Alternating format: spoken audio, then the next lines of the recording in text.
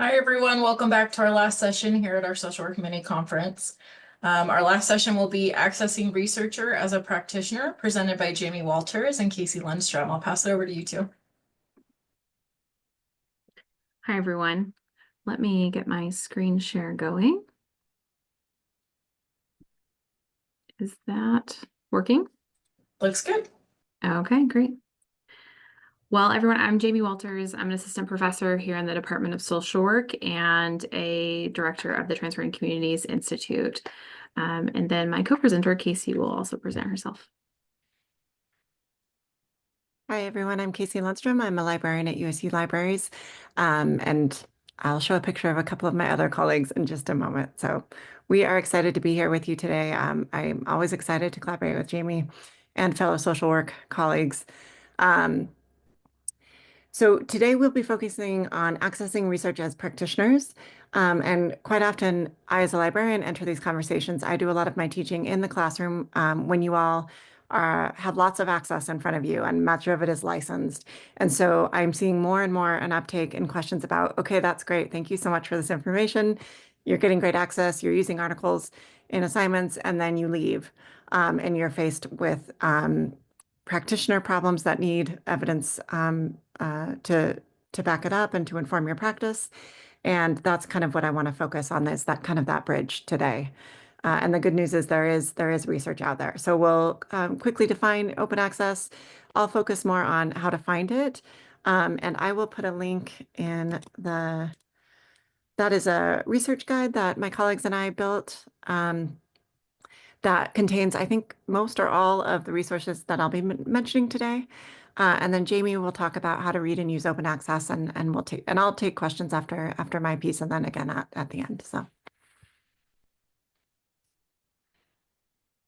and just want to give a heads up to my, I believe Becky Thoms is out there in the world to answer questions with us today. She's a co-leader in our research support unit.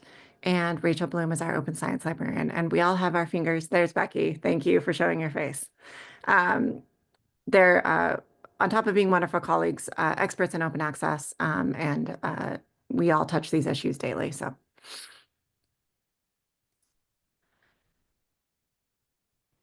Well, thank you to my colleagues in the library for being willing to present with me today. I'm excited to be able to talk about this topic with you all and share a little bit about what resources are available to you and how you might go about reading those.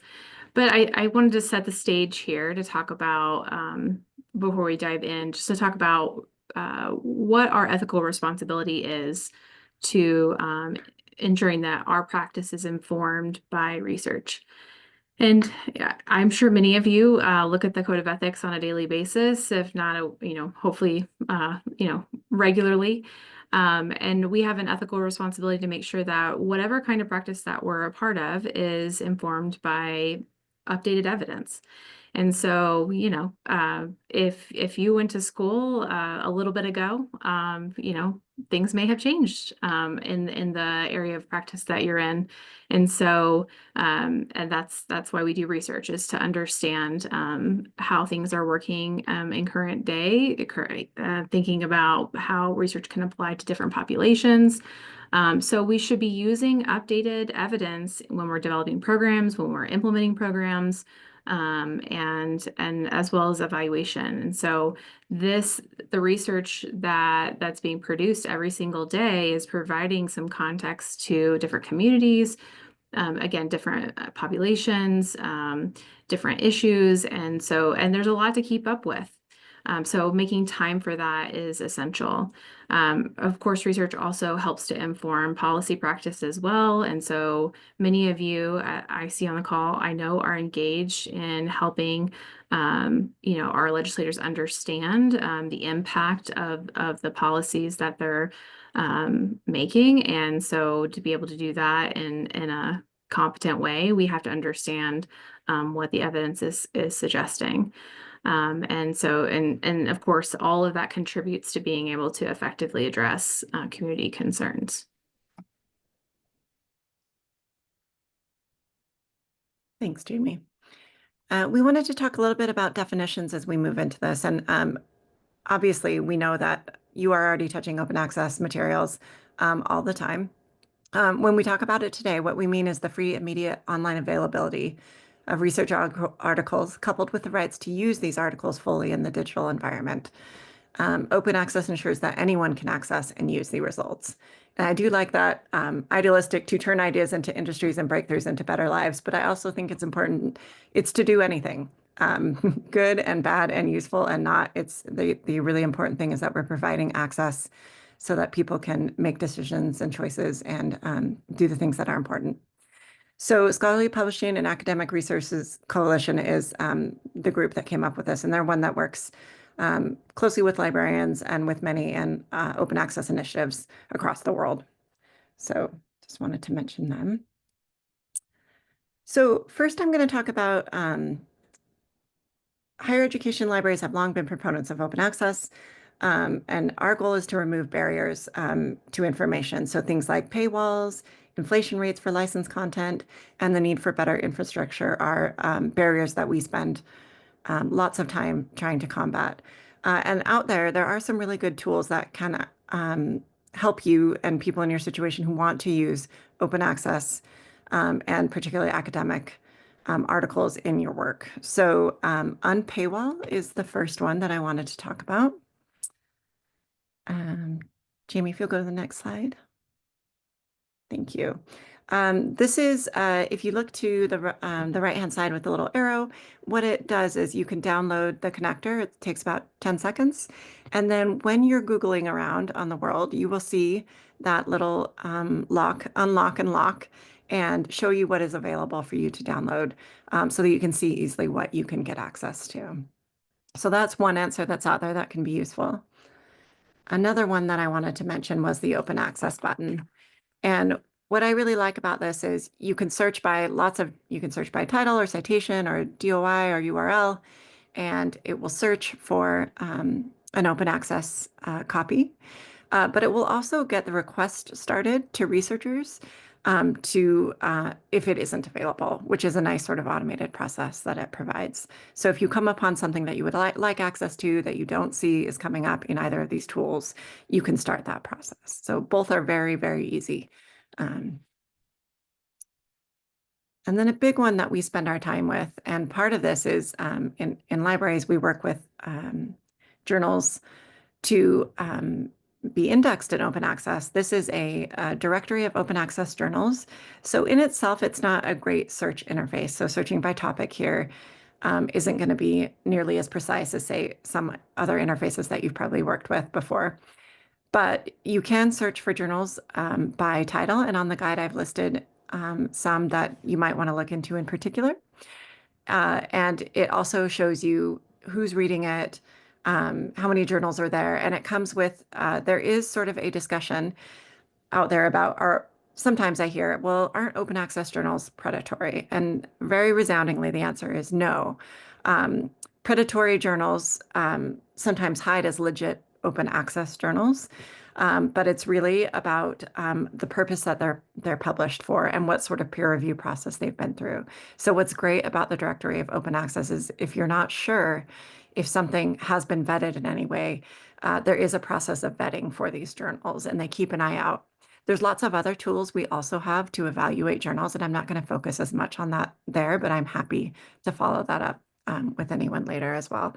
But mostly to signal that this is a really good place that does watch out for those things.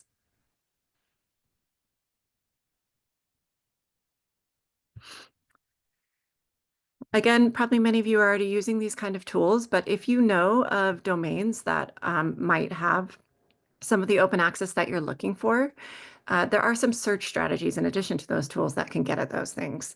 So if you do a site search for .gov, so you could search for anything and then put .gov at the end of it, it'll only pull things that come from a government domain. Same with edu or other domains that you might be interested in that you think have access. You can also signify the type of document that you're looking for, whether that be a PDF or a PowerPoint. You can ask for that directly by using the file type : PPT. And then you can use a hyphen to say terms that you may not want. So I usually use this I don't use the not or the exclusion buttons very often, but when I do, this one is usually with a population. So you might say, I'm looking for something about adolescence, but I don't want it in the high school setting or in the classroom setting. I should note that quite often you'll still get some of those things in there, but it can still help kind of amplify the results.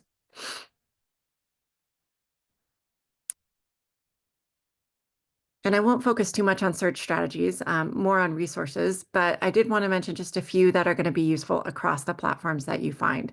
So even if you were to get dumped from Google into another search interface, these are still true probably of those.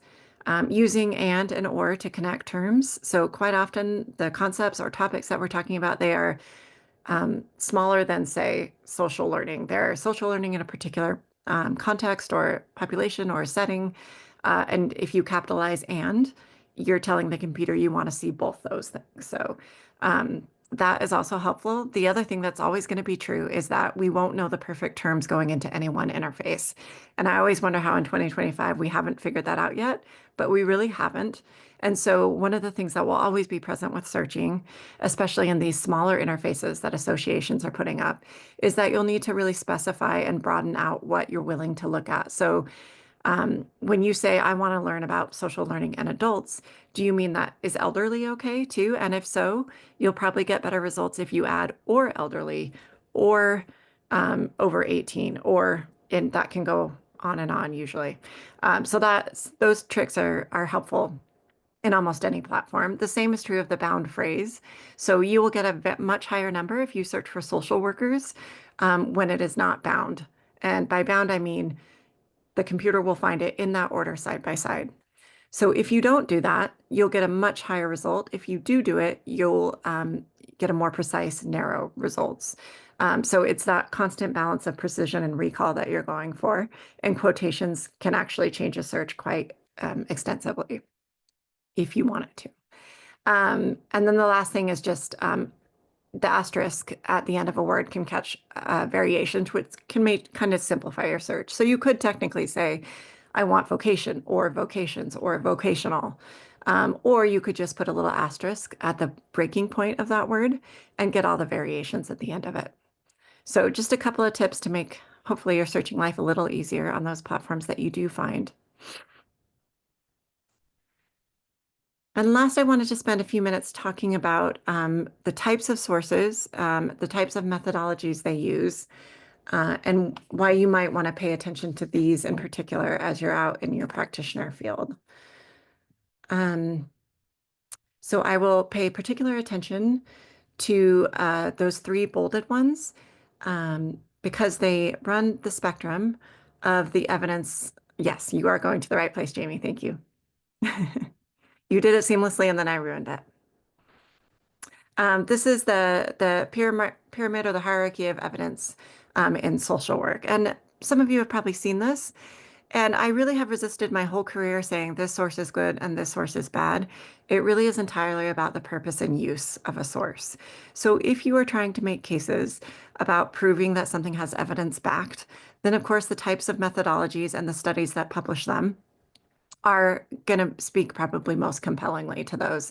So that's why systematic reviews and meta-analyses are at the top. Systematic reviews usually focus on a specific clinical question. They conduct an extensive literature review as part of that, and they identify studies with sound methodologies, and then those are reviewed and assessed, and the results are summarized. And in meta-syntheses, they're also statistically calculated. So those are really strong and rigorous methods to use in that evidence-based practice that Jamie referenced earlier. But I don't want to imply that the many types of sources lower down on the pyramid are not also going to be useful to you. So the next few sources that I talk about sort of cross the varying sections of this pyramid. The first one I want to mention is the information for practice. It is a really great guide that focuses on you can see in the headings there, there is a category just for open access journal articles. And then there's also abstracts that you can read that may show you want to get access to something. And then you also have news. And then I really like this category of gray literature that Jamie will talk a little bit about in just a moment. But that show you've got all different types of that pyramid that I just showed you on this, and it's topics that run the gamut across social work. The next one I want to talk about is PubMed. So when I mentioned that, or maybe I forgot to mention, your search strategies and your options for those searches, it is again back to that sort of disparate or disconnection between what is possible in licensed databases that you probably saw as you were getting your degrees, and then what is available on these other interfaces that are out in the practitioner's field. This is a real exception, though. PubMed is it is a discovery tool, but it does have, as you can see in that red arrow, there is a free full text option, and there has been not so much in the last couple of months, but in the last 4 years, a real movement to make more and more things open access, particularly in the area of medicine. So in COVID, we saw a real attempt to make medical evidence particularly available quickly through this mechanism. So it's also, you can search by the methodology and the article type. So if you look below, you can see that you can specify if you want clinical trials or meta-analyses, or I tried to highlight that systematic review piece. So if you are really wanting to look at peer-reviewed, highly scholarly articles at the point at which they are published, that can be a really great tool to use. And there is some availability for the full text access. And when you talk about PubMed, you also have to talk about the mesh terms. So one of the things that makes the ability to be very controlled in your language, Jamie, if you'll go to the next one, that'd be great, is that red arrow. It's a little confusing. So I did want to just note that you may think, okay, I'm ready to search in that clearly blank search box on the front page. But if you want to use controlled vocabulary, you're going to want to click on that mesh database underneath Explore first. And what you're going to get is the ability to search concept by concept. And it becomes really important. And I tried to choose one about when certain terms were introduced. So the concept of social change, if you decide that is the term you want, was introduced in 1968. So one thing we're going to want to be careful of is what types of sources have been introduced since then that we might want to think about, and what was used before then if we're interested in a more historical aspect. And then, of course, you can add this straight to your search builder right from here. So you can use the language that the indexers it has a very rigorous indexing system that is not common to all databases and certainly not all interfaces out on the internet right now. So that can help you know what language to use, since there isn't a common language for everything.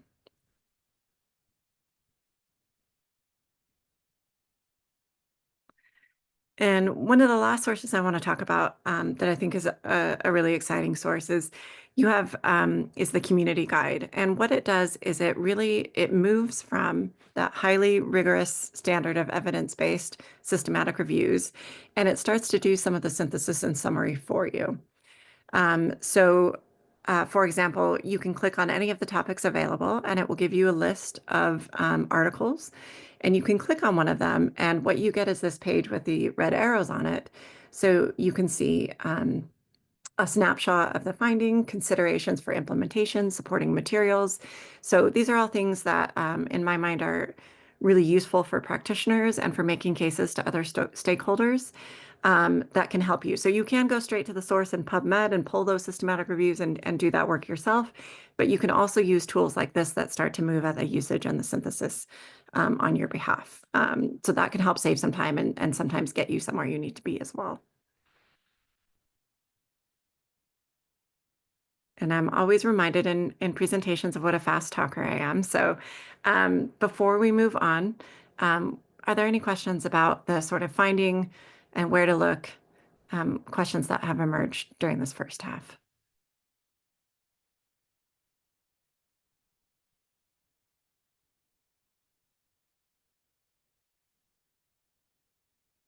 And feel free to unmute or put it in the box. And if not, we'll have another opportunity after Jamie speaks as well.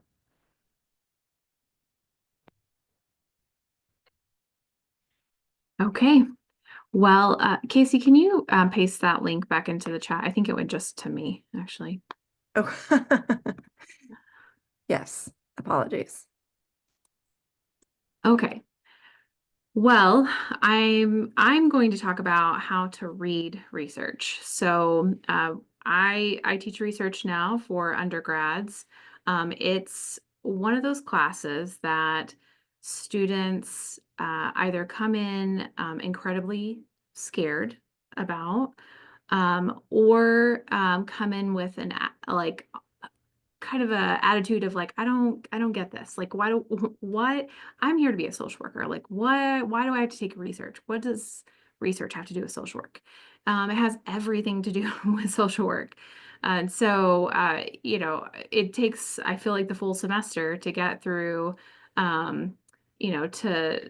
to the end where students are like, get it, right? That, oh, actually, this is like, this is foundational to everything that we do. The issue that we have as social workers, though, is that we are coming to the table with a lot on our plate, and clients and projects, and uh, developing new programs and writing grants, and et cetera, et cetera, et cetera, right? So, how do we take the time to find the information that we need? How do we take the time to read a 40-page article that's relevant to the work that we're doing? How do I know if this article is even going to be relevant to me? So those are just some of the things that I'm going to cover in this part. So just a few reminders of what you're looking at. And for many, you already know this, but for some, it may have been a minute since you've been in research class. So when we're talking about different kinds of research, we're talking about peer-reviewed versus gray. Peer-reviewed are those articles that have went some kind of rigorous evaluation by a journal. So they send it out to other scholars, so people who do research or specialize in a particular area, to review the manuscript that was submitted by the author. And so, they'll go through a couple of rounds of review. Sometimes it gets rejected. Sometimes, it'll go through those reviews, and the authors will make revisions. And then if you're seeing it in print, then it's went through that and it's published. And so, that process allows us to ensure that the work is quality and credible, and has some kind of integrity associated with that research process. Gray literature, sometimes, people get the idea that gray literature is not as good quality. It's just a difference in how the way that it was published, right? That it may not have went through some kind of review process. It may not have went through a peer-reviewed process, meaning that it was sent out to other scholars, other researchers to review and ensure that it's credible. But it doesn't necessarily mean that it's not credible. It could be very credible. It could have the research is high quality and went through a very rigorous research process. For example, I mentioned that I was the director of our Transforming Communities Institute. We regularly do research associated with communities in Utah and on different topics. And we don't, in a lot of cases, we aren't submitting our work to journals. They're reports that we're publishing for our community partners that go on our website. And so we're not sending them out to be reviewed by other scholars necessarily. However, we have multiple researchers on our team, both who work at the university and others who work at other universities, and community partners who also understand the research process and have been a part of the research process. So it's in those cases, those reports that we're writing have been reviewed by a lot more people than if it were to have been sent to a journal. So just because something is gray doesn't necessarily mean that it's not credible. So a piece of gray literature might be something like a report or a conference proceeding. So if you're presenting at a conference and there's an abstract that went along with that, that might be published. Could also be something like a policy document. Those are all things that you might be looking for whenever you're trying to access information that's not necessarily in an academic journal. So this is just a graphic to kind of break it down a little bit of, you know, in more concrete terms. With gray literature, again, the kind of the benefit of this is that, you know, we're not waiting for a journal to make a decision. It is not uncommon, especially, I feel like probably starting in COVID when journals are taking just much longer to make decisions about manuscripts. You know, last year I had one under review for 9 months, went through 2 rounds of revisions only for them to reject it. And so I've had colleagues who have papers under review for it takes 18 months. It's just a long process as opposed to, you know, being able to publish a report directly on our website. As soon as it's done, it's accessible. Obviously, it's cheaper for us to do that as well. Some of the journals that are out there that are open access, while may be free to readers, may not be free to authors. And similarly for a reader, sometimes you can't get to them because they're behind paywalls. Obviously, some of the things that, or all the things that Casey presented are going to be at no cost to you if it's open access. And then, you know, with gray literature, you're getting exposed to a lot of different types of people, professionals who are writing, as opposed to in most cases, with academic journals, you are it's usually researchers who are associated with universities who are publishing in those journals. Not always, but a good majority of them. And then in terms of you know, some of the benefits of reading scholarly work, again, the credibility, they're in, you know, the journals are in most cases, in some cases, are, you know, platforms where they're being run by editorial boards that are staffed by people at places like Utah State and, you know, University of Utah, other universities that have PhD level researchers who are staffing those and ensuring that the work that they're publishing is high quality. So, you know, some pros and cons of both, and just something to keep in mind when you're searching. So this is probably the most fascinating part of the presentation, to sort of break down the parts of research. But I think it's important to remember what you're looking at and to assess the quality, because not everything that's published is created equal. So you know, so you can look at something and think, well, this looks legitimate. And just because it looks professional doesn't necessarily mean that it's high quality. So that's what this next section is about, is just kind of taking a look at parts of the article and some of the questions you should be asking yourself as you read. One of the key pieces of information, and this seems like sort of like a, you know, duh, why wouldn't I think of this? But how old is the article? Obviously, there is value to accessing literature that is, you know, maybe decades old, and maybe it's a foundational piece of research that helped to develop the intervention and get it where it is today. But ultimately, you know, again, we were talking about evidence-based practice and keeping up with what is most relevant. And if you're looking at something that's 40 years old, then I'm guessing that a lot has changed since then. So it's important to, you know, keep in mind that if you're going to be looking at that older article, what else has been published since then? Does the author have the credentials to write about this topic? And sometimes that's hard to decipher based on whatever is in the manuscript. A lot of times you're going to see an association of some sort, so that they might be a part of a university or some kind of organization that focuses on the topic.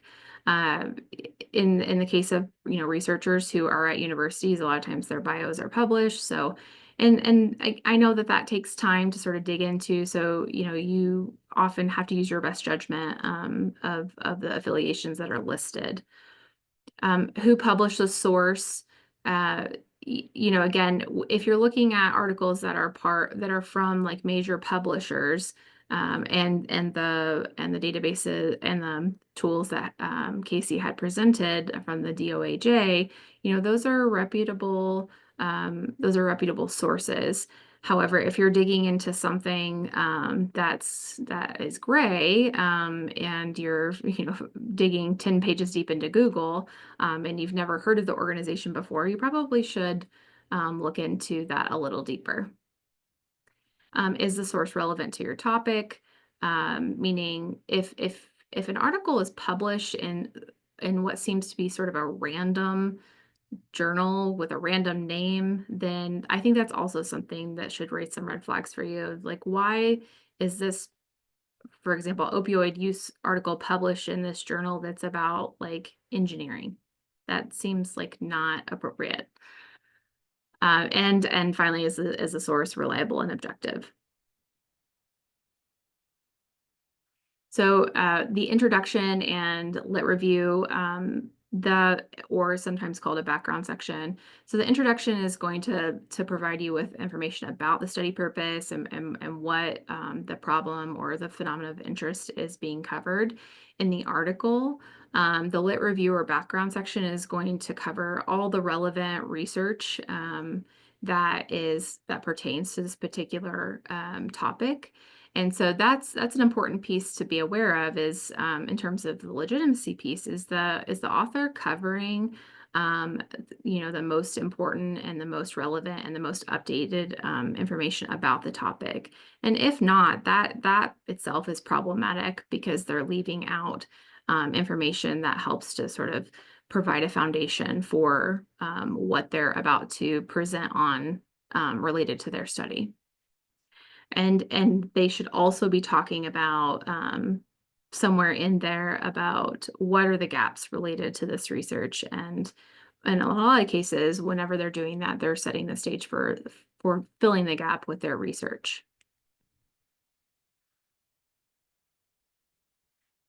This is the big one, the methods. This is really where you get to figure out if is the research, is this high quality? And also, I think this is where folks get the most intimidated of like, I'm not a researcher. How do I decide if these are good methods or bad methods? But one way that you can decide if the article is something that you should use as a tool in your practice is by looking at the method section and ensuring that all of the things that are listed here are in the article itself. And if they're not, then they're leaving out really important pieces of how they did their research, and you should be questioning that. When we're talking about ethics, we're talking about, did they go through a human subjects process? Did they put their research through an institutional review board, ensuring that that they had the safety of the participants of their study in mind? And if they didn't, that's a red flag. They should be mentioning the design. Is this a quantitative, qualitative, or mixed methods article? Who is the population of interest? What were the inclusion and exclusion criteria? How did we select the sample, the sampling methods? The data collection methods. How did we get to the data? Did we use surveys? Did we use interviews in the primary data collection, or did we use secondary data? Did we use existing information, files, from clients? Did we use a data set from another organization? And then what kinds of measures or instruments if we did primary data collection? So what were the scales that we used to measure the variables of interest? And then, oh, it just didn't come up at the end, but data analysis. Once I had my data, what did I do to analyze that data? So looking at the results section, this is where researchers are putting out what they found.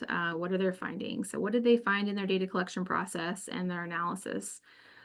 Are they presenting those results in a clear and objective way without interpretation? If they are offering some kind of interpretation in the results section, that shouldn't be happening. That's saved for the discussion section. They should be comparing their results to previous research in the discussion section, not in the results section. Oops. And finally, does the discussion section. Does the author share what findings mean in relation to their research question? So they literally should be saying, this was our research question. This is what we found as a result of that. This is what we think it means. And then they compare that to what previous research has said. And do the results support the previous research, or is there some kind of discrepancy, and what are those discrepancies, and why do we think that happened? And then finally, what kinds of implications? So why is this research useful, or how is it useful to you as a practitioner? Are there implications for policy? Are there implications for teaching and education? And then is there opportunities for future research? The authors should also share limitations. So why the study itself is not, no study is perfect. That's just, let's put that out there, right? Like there is no study that exists that is absolutely perfect, and it's okay that it's not, but they should be calling attention to what were some of the issues associated with the study that makes it not perfect. Did it only capture a certain segment of the population that we were interested in? Was a sampling method flawed? There's a lot of different issues that could happen. It's just important that the authors are calling attention to that, and it's also important for you as the reader to recognize what those are, because that may impact how you apply this information in your practice. It's possible that that they may have they may have had a population of interest that is different from the population that you're serving. And so you have to take that into account whenever you're hoping to apply this information. Okay, is this article relevant and appropriate? So in addition to those questions that I had listed on the slide previously, I think a really good starting point for people is to obviously the abstract, right? But that can't be the only thing that you read, but that is the starting point to assess whether or not this is relevant for you to continue reading. When you're going through the abstract, does the article address the topic or research question that I'm exploring? Is the article focused on the right population, setting, or issue? And you might have to dig a little further than the abstract. So I'll get to that in a second. But is the article published within the time frame that makes it current enough for my needs? And does the article provide a background, evidence, or insights that can support my understanding?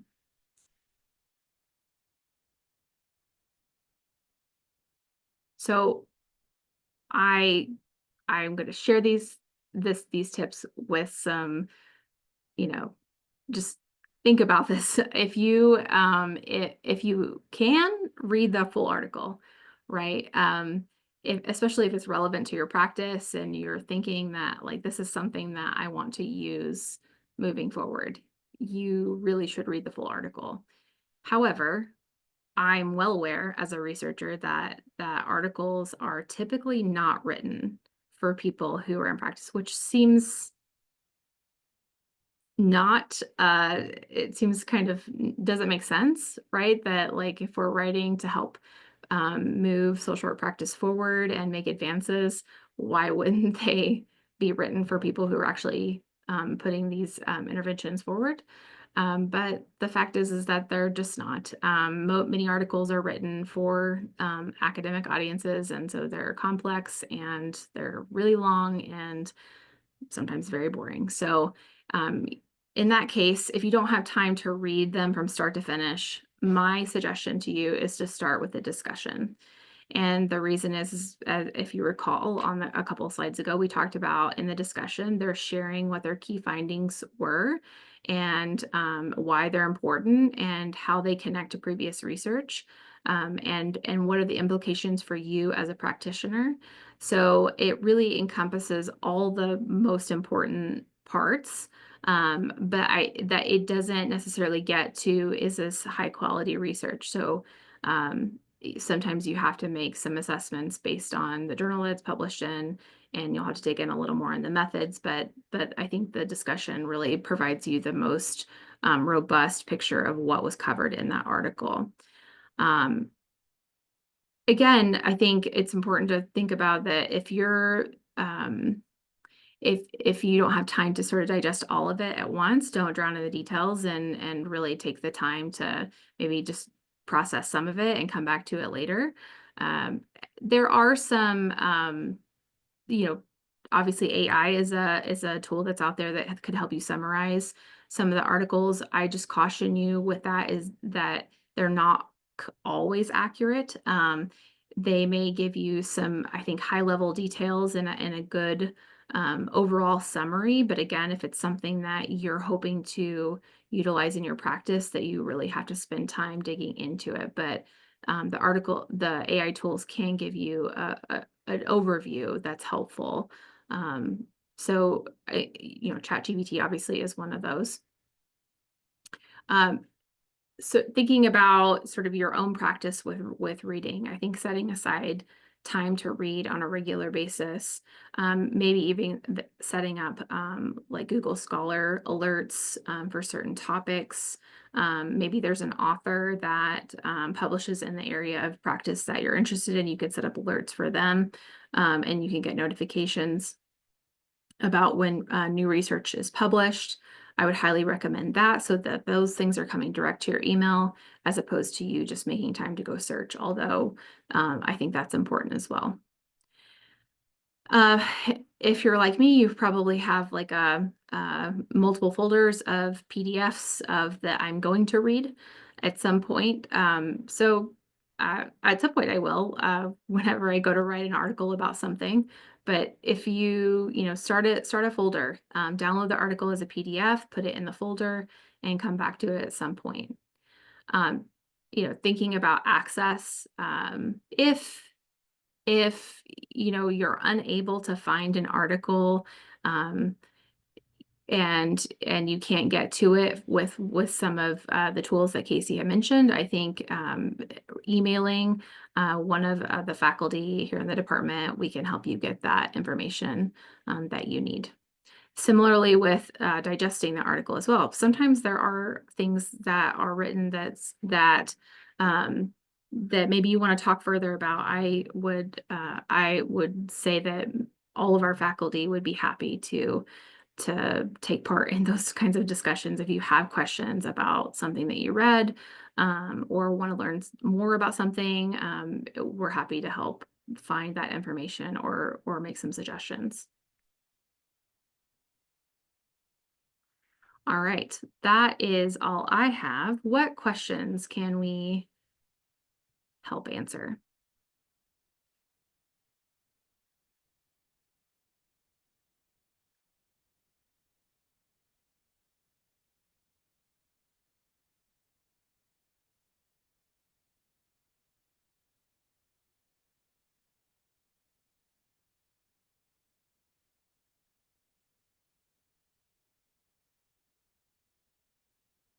I did get asked for the slides, so I just put those in the in the chat.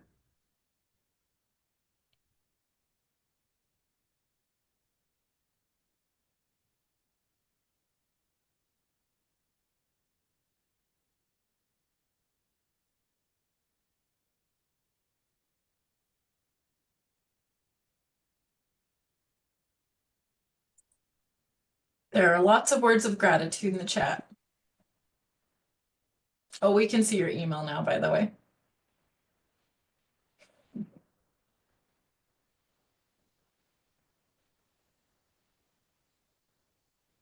You're also on mute, Jamie, if you're talking.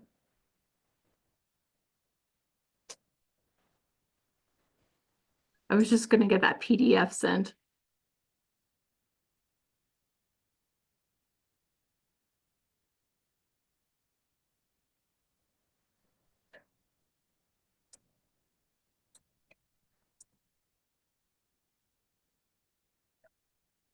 Oh, how do you get Google Scholar to automatically send you new articles?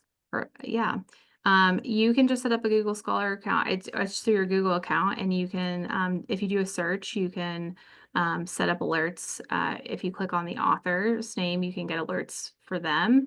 And I think you can also set up with the searches, you can do that as well. Let me see if I can just pull it up. Casey or Becky, do you happen to just know that off the top of your head?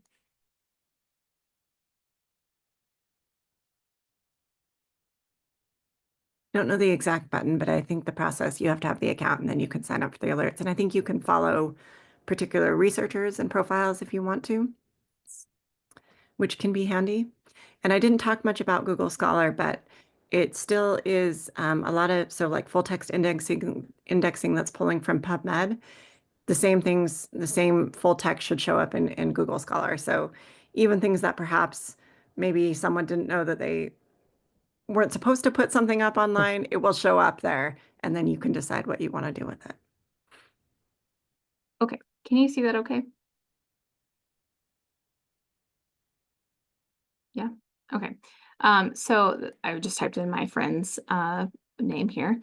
So you can search for an author, and you can click on their name, and then you can follow their alerts. And so you can see, you can get new articles by this author, new articles related to this author's research. And now I'm going to get notifications for her work.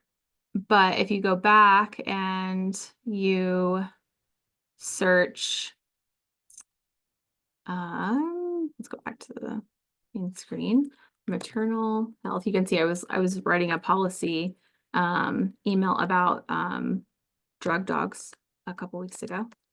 So so if you maternal mortality, that's what my friend Aubrey researches. You can you can see here on the side where it says create alert. And then anytime there's an article that's published, you can get alerts. So I have alerts set up on my accounts for different things. So I would highly suggest that. Google Scholar probably wasn't on your list, Casey, but that's something I use on a regular basis too.